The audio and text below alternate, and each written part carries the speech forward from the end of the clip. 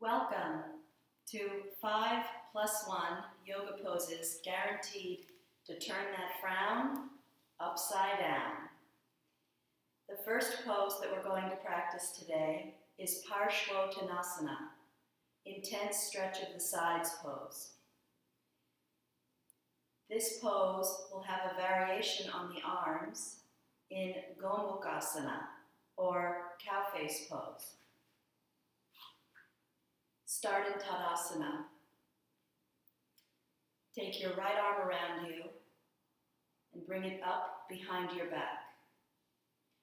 Raise your left arm up from your left armpit, and then keeping your arm stretching up from your armpit to your elbow, bend your elbow and clasp your two hands together behind your back.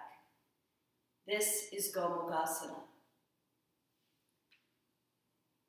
If when you reach your hands together around behind your back, your hands don't come together, you can use a belt.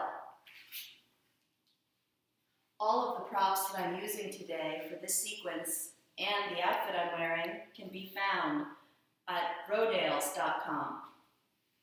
So see how I take the belt and I place it over my shoulder.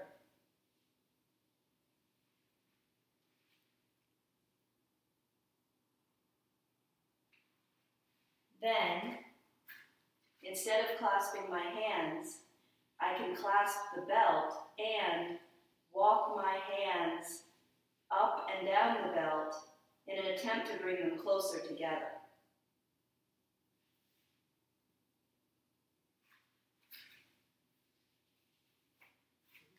Let's repeat to the other side. Keeping my left shoulder rolling back, my left upper arm turning from the inside out. I take that hand and bring it around behind my back and up in between my two shoulder blades.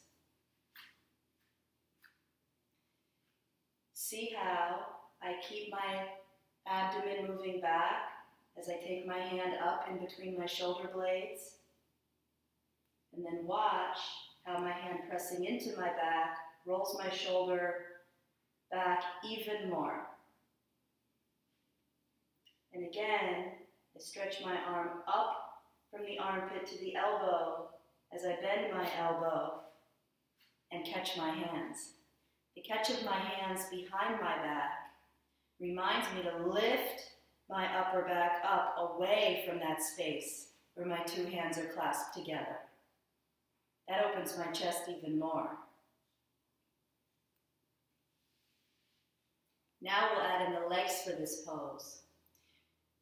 Instead of taking the spine all the way into a forward extension, we're going to stop halfway at what we call the concave stage of Parshvottanasana. Take your right arm around behind your back and raise your left arm up. Come to Gomukhasana arms. And then turn your entire left leg in and your right leg out. See how both of my hips are facing forward, and I'm keeping my abdomen moving back towards the front of my spine. Inhale, raise your chin up, and with an exhalation, keeping your left heel pressing firmly down into the floor, extend forward until your spine is parallel to the floor. Keep lifting your head up into your arm and rolling that right shoulder back as you roll the left hip forward. Press into your left heel, inhale and come up. Turn back to the center.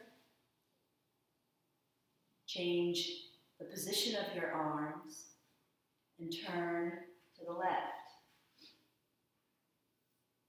The back of your right thigh should turn from the inside out.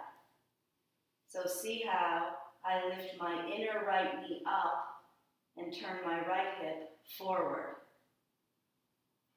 Inhale, raise your chin up, press your head Press your arm with your head to keep your arm from dropping forward as you exhale and extend forward. Keep lengthening from that right armpit to the right elbow and rolling your left shoulder back as you roll your left hip forward. Press in, right hip forward. Press into your right heel and inhale and come up. Turn back to the center. Release your arms and jump back together again. Our next pose is a variation on Virabhadrasana 3, Warrior 3 pose. In this pose, we're going to have our arms in Shalabhasana. To take your arms into Shalabhasana or locust pose, interlace your fingers, and then coordinate your shoulders rolling back, your tailbone moving in, and your arms stretching down. See how as I uninterlace my fingers, I keep my little fingers as close together as possible.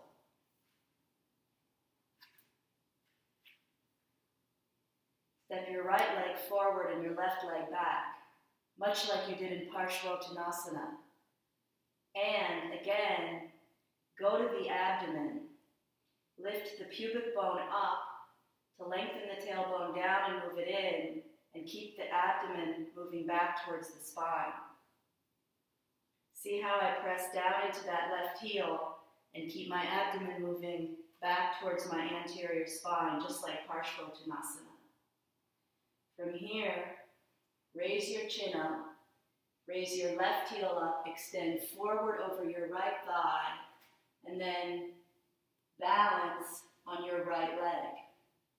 Keep your inner left knee lifting up towards the ceiling and your outer left hip moving down towards the floor to keep your two hips level.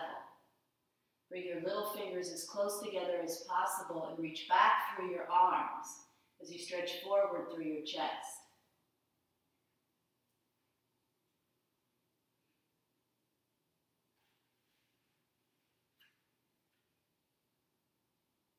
Change the interlace of your hands. Coordinate the shoulders rolling back with the tailbone moving in and the arms extending down. As you uninterlace your fingers again, keep your as you uninterlace your hands again, keep your little fingers as close together as possible. Turn to the left. Go to the abdomen to move it back. Lengthen the tailbone down, move it in, and lift the pubic bone up.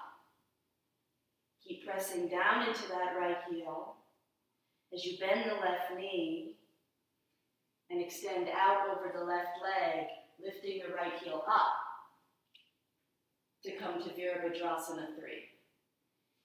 Don't let the shoulders roll forward.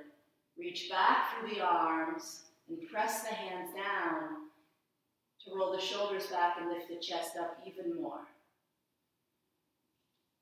Come back by searching for your right heel. Plant it firmly on the floor, and then inhale and come up.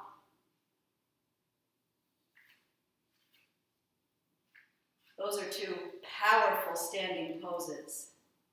They build confidence, strength, stamina, and willpower. They're the first part of our sequence. In the second part, we'll be doing some back bending. The first pose is called Bhujangasana. It's the cobra pose.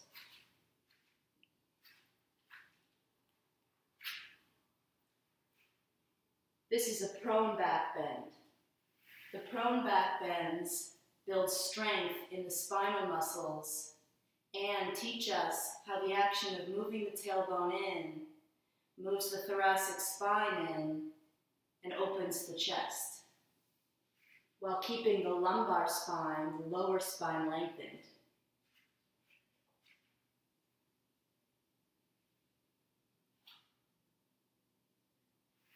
Start on your abdomen. Raise your right leg up. Roll the top of your right thigh in. Keep your inner right thigh and your inner right knee lifting up as you place your right foot on the floor. See that you're on the median line of that leg. Don't let it turn out or in. Adjust the left leg the same way.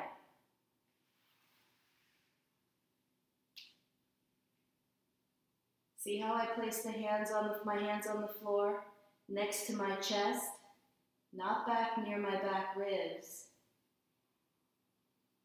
right below my collarbones.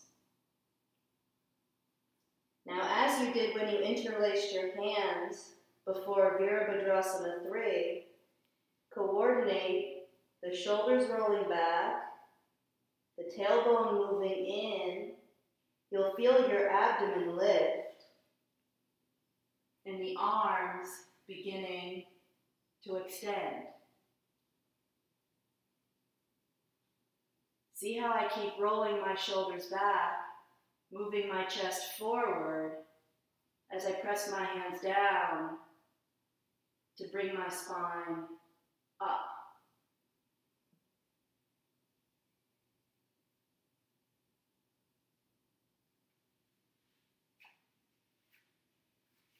In Bhujangasana, those actions that we learned in the 2 standing poses are of primary importance.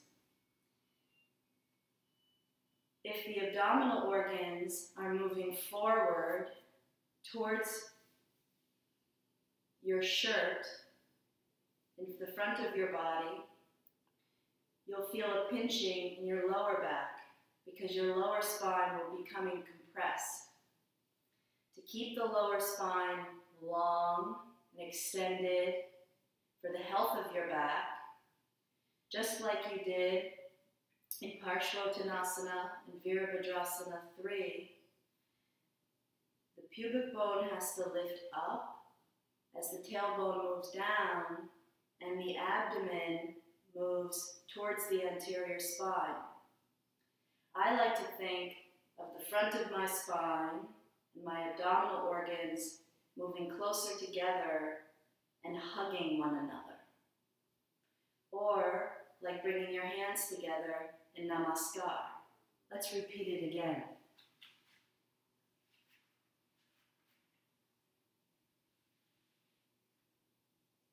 Lengthen back through the toes. Raise your chin up like you did in Gomukhasana arms. Remember how heavy your arm felt on your head. You had to lift your head up against your arm to keep your thoracic spine moving in. Again, watch the abdominal organs. As soon as they go forward towards my shirt, I feel a pinching in my lower back. Watch how I move the tailbone in and lift the pubic bone up, which gathers the anterior spine and the abdominal organs together.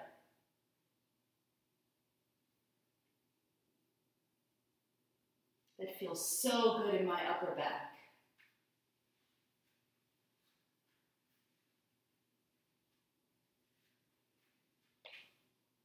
Our next pose is Ustrasana, the camel pose. Now, to keep my feet pointing straight back, my ankles, my feet aligned, I'm going to take a block and place it between my 2 feet.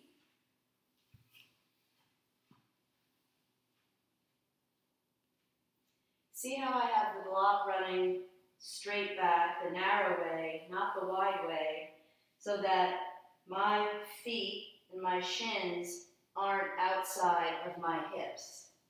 My outer hips, my outer knees, my outer ankles are all in one line.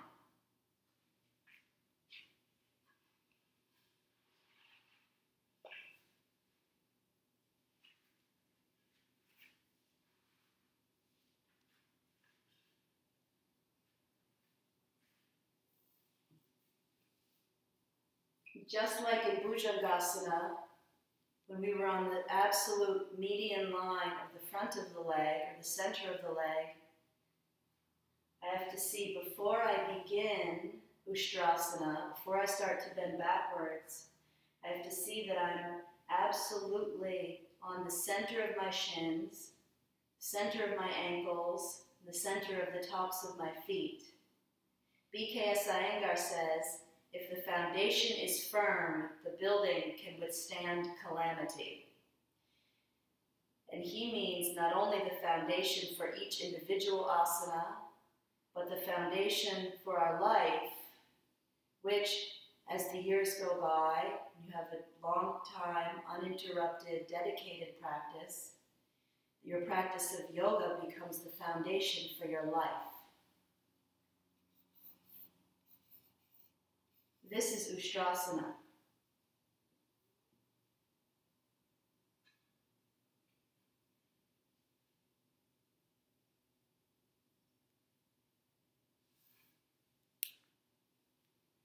It's one of my favorite backward bending asanas.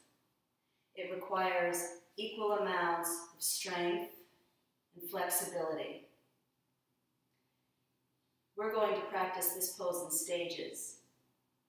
For the first stage, press your shins, your ankles, the tops of your feet, and all 10 of your toenails evenly down into the floor.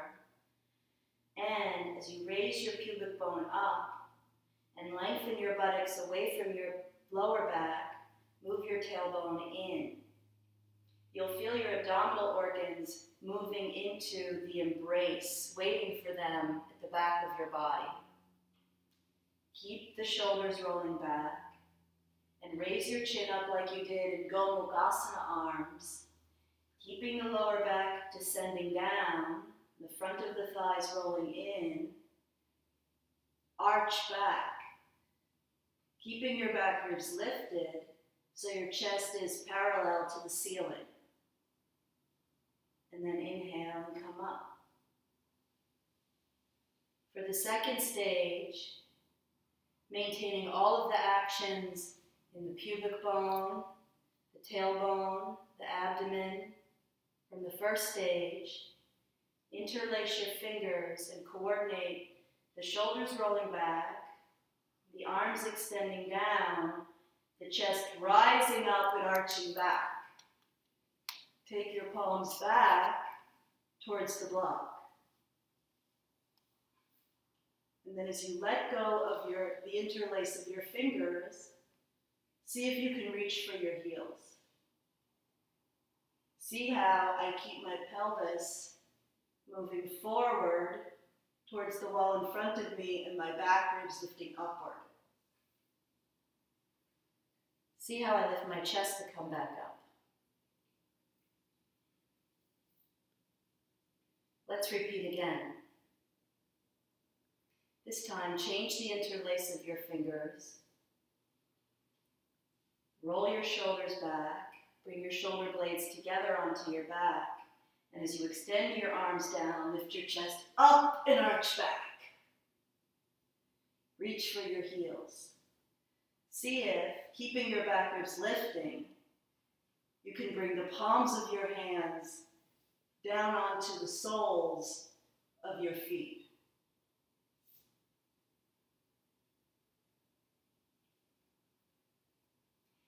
If, when you went to reach back for your heels, your hands didn't reach your heels, you can take one or two of these yoga blankets, place them across the block and your feet,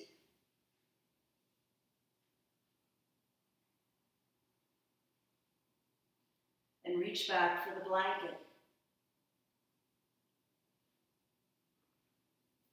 You can use 2 blankets, or if you're experiencing any pain or discomfort in any part of your spine,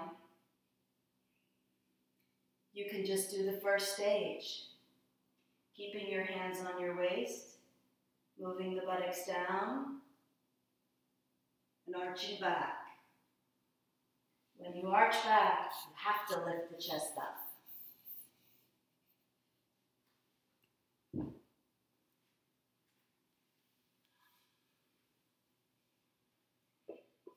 While the first two poses built strength, stamina, confidence, and willpower, these second two poses were exhilarating and uplifting. To come out of the backward extensions, now we're going to do a pose called Jathara Parivartanasana, revolved stomach pose. Take one of your blankets, place it on the right side of your mat, and your other blanket on the left side of your mat. So they're in a wide V shape. You're going to place yourself in between them. Lie on your back, twist to the one side, come back, and twist to the other. With the legs supported on the blanket, you can use your breath to explore what part of each side of your spine, your spinal muscles, needs to have your breath directed into that space in order for it to release more. Backward extensions move the spinal muscles in towards the spine. These twisting poses, once to the right, once to the left, will move the spinal muscles away from the spine on each side. I'm going to start lying down on my back.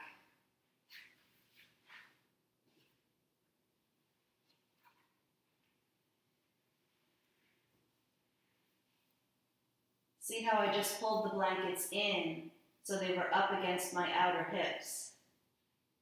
And I extend my arms out from the center of my chest. We were doing a lot of upward lifting and downward pressing in that sequence. Now, in this part of the sequence, focus more on the horizontal expansion of the chest and the spinal muscles and your consciousness.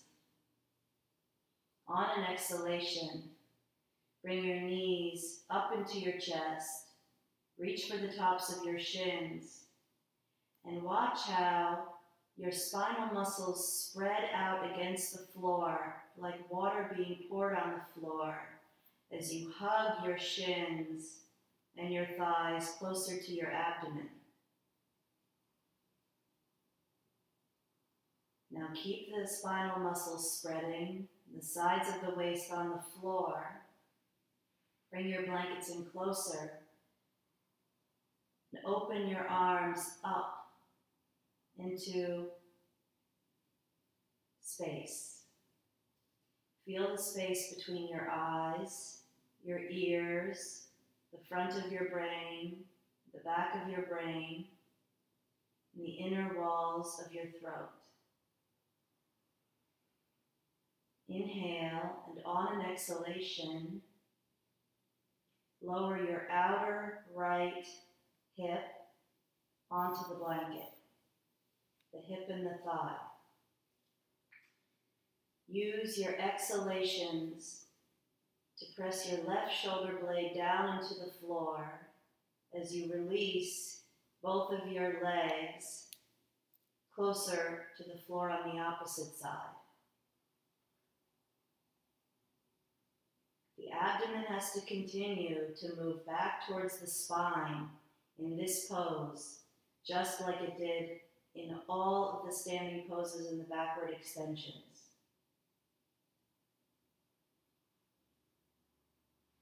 Inhale to bring your legs back up. Bring your feet to the floor and readjust your pelvis so that you're placed evenly from the back of your head to your spine to the very bottom of your sacrum. Hug your shins to get those spinal muscles spreading and the abdomen moving back towards the spine. As you bring your arms back out into space, acknowledge the inner space and freedom that lies within you. With your next exhalation, take your outer left hip, your outer left upper thigh onto the blankets. Use your exhalations to keep that right shoulder pressing down as you take the legs further in the opposite direction. Imagine that you have one hand pressing this shoulder down and another hand pressing these legs down. You feel what that does for your spinal muscles. On an inhalation, bring your legs back up. And then lower your feet to the floor.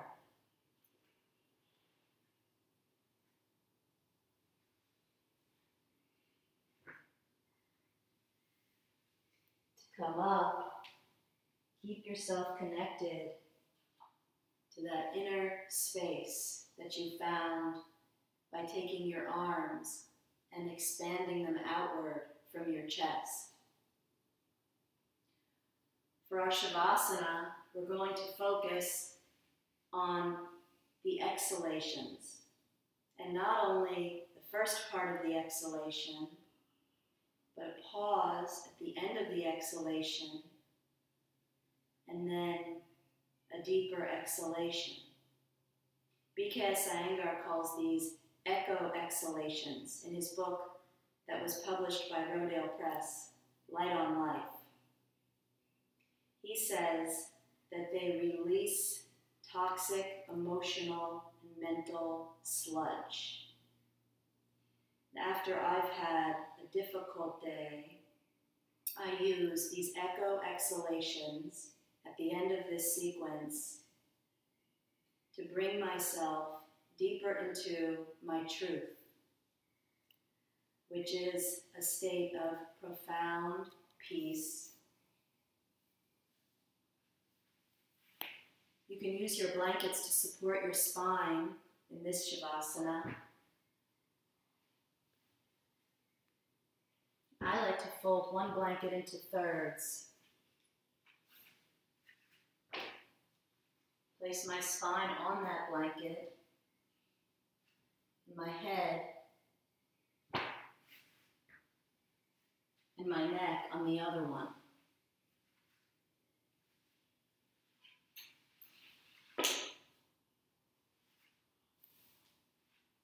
As always, when you're lying down on your back or the front of your body in any yoga pose, remember, when the foundation is firm, the building withstands calamity.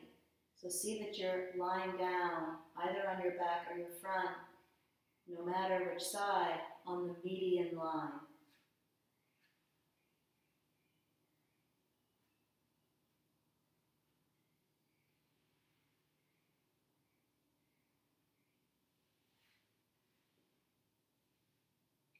The support of the blanket ends right around the bottom of my rib cage. So some of my lumbar spine and definitely my sacrum are unimpeded by the blanket.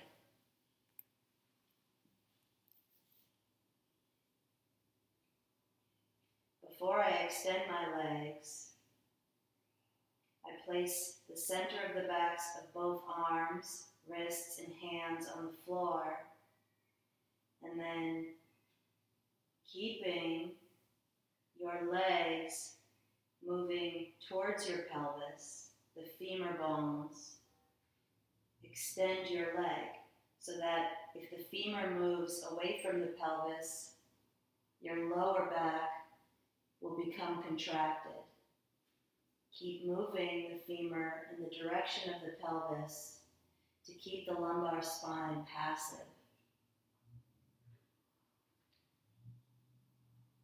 Okay, now see how I start with two legs together, and then on an exhalation, I relax the legs and let them turn out. And just like the legs are turning out in Shavasana, from the hips all the way to the little toes, the upper arms are turning out from the shoulders to the upper arms, all the way to the little fingers.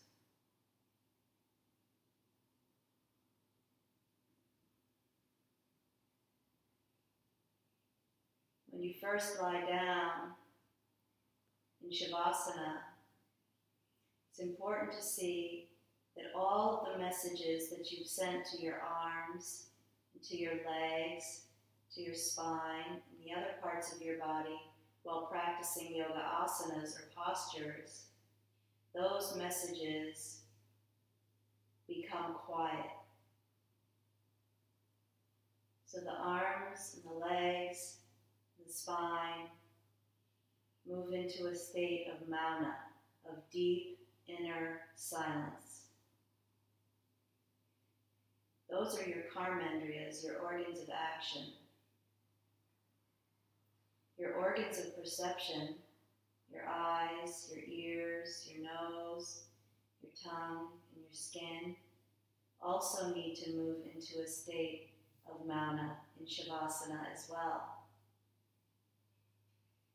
To do that, acknowledge your eyelids, your eyes, and then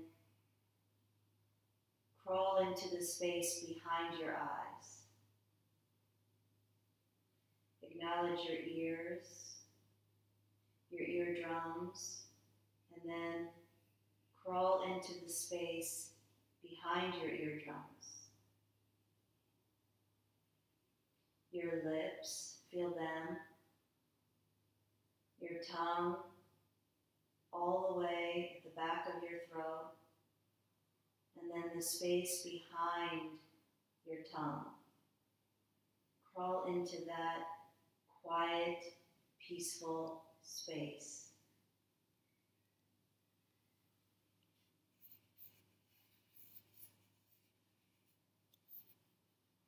Begin your slow, steady, soft inhalations and slow, steady, soft exhalations.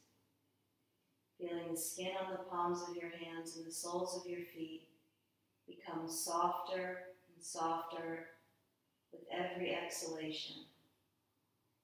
With every inhalation, crawl deeper into those caves behind the eyes, the ears, and the tongue.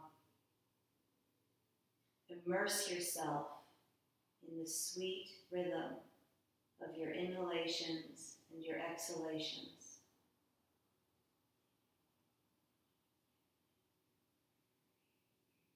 And then begin to make your exhalations longer than your inhalations. Pause at the bottom of your inhalation, lift your chest up, and then exhale whatever residual breath is left in your lungs. And then slowly inhale.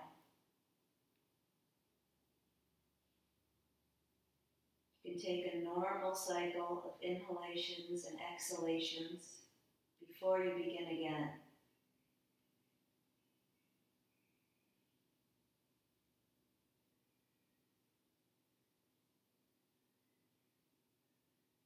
This time, at the pause after your first exhalation, before your echo exhalation, make it your intention to release any negativity that's still stuck in your body, your mind, or your heart, along with your breath.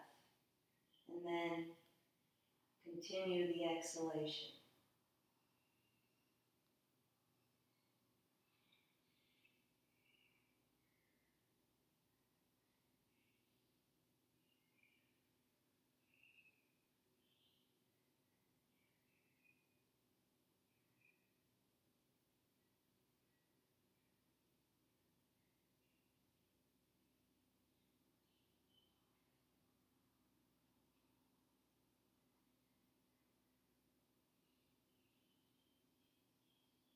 After you return to normal breathing,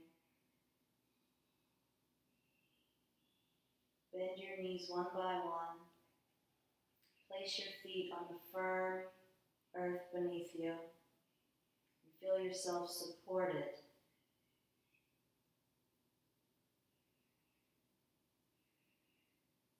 And then place your hands on your chest. And from the firm support beneath you,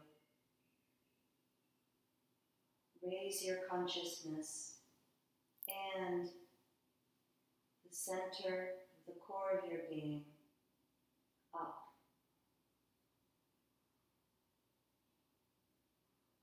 It's easy for the mind to go on a path of negativity. Taking this quiet time for yourself to do something healthy for your body and your mind that will connect you to your heart brings the mind back into a state of receptivity and positivity.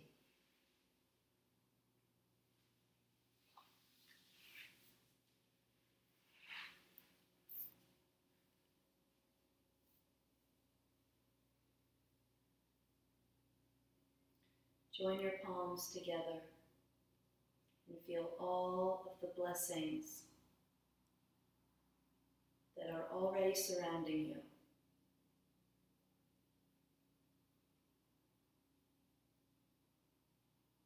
Allow yourself a moment of gratitude.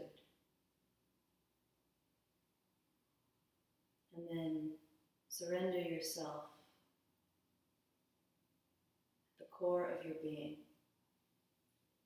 Namaste. Peace and blessings to you all.